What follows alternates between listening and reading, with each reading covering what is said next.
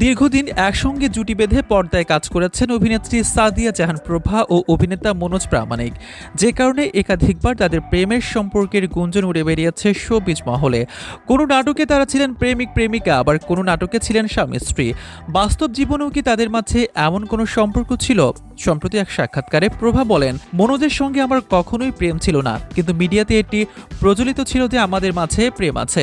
এ কারণে মনোজের সঙ্গে আমার স্বাভাবিক সম্পর্ক নষ্ট হয়ে যায়। সাক্ষাৎকারে প্রভা বলেন, আমাকে নিয়ে অনেক গুঞ্জনে ছিল, যেসবের কিছু সত্যি ছিল, কিছু মিথ্যে। তবে আমি যেসব জোর গলায় মিথ্যে বলেছি বা অস্বীকার করেছি সেগুলো গুজবই ছিল।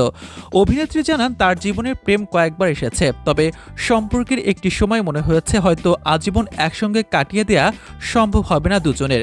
তখন হয়তো আর একসঙ্গে থাকা হয়নি। সাক্ষাৎকারে নিজের প্রথম প্রেম নিয়েও ক্ষোভ শোনা যায় প্রভার কণ্ঠে। অভিনেত্রী বলেন, আমার জীবনের প্রথম প্রেমটাকে প্রাক্তন মনে করি না। আমি মনে করি সে প্রাক্তন নয়, সে শত্রু। কারণ প্রাক্তন এতটা হিংস্র হতে পারে না। আমার কাছে যে অস্বস্তিকর সে আমার প্রাক্তন হতে পারে না। এরপরেও যাদের সঙ্গে আমার সম্পর্ক হয়েছে তাদের সঙ্গে আমার অনেক সুন্দর মুহূর্ত আছে। এত গুণবান প্রাক্তনদের সঙ্গে আমি তাকে তুলনাই করতে চাই না। প্রভা আরও বলেন, প্রাক্তন শব্দটা আমার কাছে ভীষণ প্রিয় একটি শব্দ। যে মানুষটার সঙ্গে খারাপ ঘটনা ঘটেছে বলেই তো সম্পর্কটা শেষ হয়েছে, তার সঙ্গে সুন্দর ঘটনাও কিন্তু আছে। প্রাক্তন আমার কাছে সুন্দর একটি নাম, তার সঙ্গে সুন্দর মুহূর্ত ছিল, আমার জন্য রাতের বেলায় দাঁড়িয়েছিল, এটা করেছে সেটা করেছে, অনেক সুন্দর স্মৃতি থাকে।